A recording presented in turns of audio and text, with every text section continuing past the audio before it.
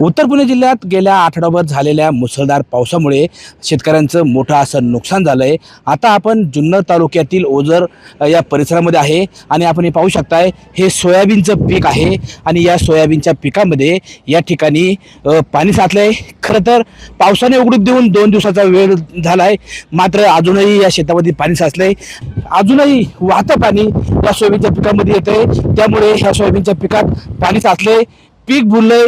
त्याचबरोबर आपण या ठिकाणी पाहू शकताय, या ठिकाणी ह्या ओढ्याच्या प्रवाहामुळं हे सोयाबीनचं पीक अक्षरशः वाहून गेलंय. काही पीक खराब झालंय, काही वाहून गेलंय. तर जे पीक आता वावरामध्ये शिल्लक आहे ते पीक या ठिकाणी सडण्याच्या मार्गावरती आहे. त्यामुळे शेतकऱ्याचं मोठं नुकसान होणार असून शेतकऱ्याला या ठिकाणी शेतकऱ्यावरती दुबार पेरणी करण्याची वेळ येणार आहे. अशीच परिस्थिती या भागातील अनेक शेतामध्ये पाहायला मिळते. आपल्यासोबत शेतकरी आहेत, त्याला काय सांगाल, तुझ्या सोयाबीनच्या पिकामध्ये पाणी साचले? आता काय बोलणार, आता याच्यामध्ये आमचं बियाची तर पूर्णपणे नुकसान झालेलीच आहे.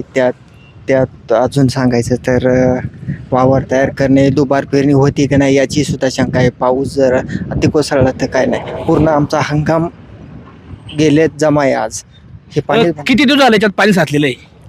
गेले 8 ते 10 दिवस झाले पाणी कंटिन्यू चालू आहे. आता कंटिन्यू पाणी चालू आहे. किती खर्च आलता हा सोयाबीन लावायला?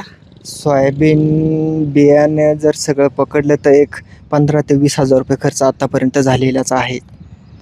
काय परिस्थिती, पाणी ओसरल, सोयाबीन पीक टिकेल का नाही टिकणार? नाही, आता ते पूर्ण भुलणार आहे. ते आता जसं ऊन पडेल तसं ते सोयाबीन पूर्ण बसलं जाणार आहे, कारण पाणीच वाहतंय ना आज आहे आपल्या शेतामधलं. धन्यवाद. खरं तर आपण पाहिलं, या ठिकाणी या शेतामध्ये जे आहे अजूनही पाणी वाहतंय आणि या पाण्यामुळे कुठेतरी हे पीक जे आहे, आता ऊन पडायला सुरुवात झाली आहे. जसजसं ऊन पडेल तसतसं हे पाणी साचलेल्या पिकामध्ये हे पीक भुलेन आणि हे पीक खराब होईल असं मत या ठिकाणी शेतकऱ्यांनी व्यक्त केलंय. त्यामुळे शेतकऱ्याचं मोठं नुकसान होणार आहे आणि शेतकऱ्याला या ठिकाणी दुबार पेरणी करण्याची, दुबार लागवड करण्याची वेळ या ठिकाणी शेतकऱ्यावरती येणार आहे. अशीच काहीशी परिस्थिती इतर भागातील शेतांमध्ये आहे. भात शेतीचं मोठं नुकसान झालंय. भाताची रोपं सुद्धा या पावसाच्या पाण्यामुळे वाहून गेलीत. अनेक ठिकाणी शेती खरडून गेली आहे. शेतीचं प्रचंड असं नुकसान झालंय. त्यामुळे प्रशासनाने आता या शेतकऱ्यांना कुठेतरी मदतीचा हात देणं गरजेचं असून पंचनामे करणं गरजेचं आहे. प्रशासनाने तातडीने पंचनामे करावेत आणि शेतकऱ्यांना जो आहे मदतीचा हात द्यावा, अशी माफक अपेक्षा या ठिकाणी शेतकरी आता व्यक्त करताना दिसत आहेत. सचिन तोडकर, न्यूज 18 मराठी, जुन्नर, पुणे.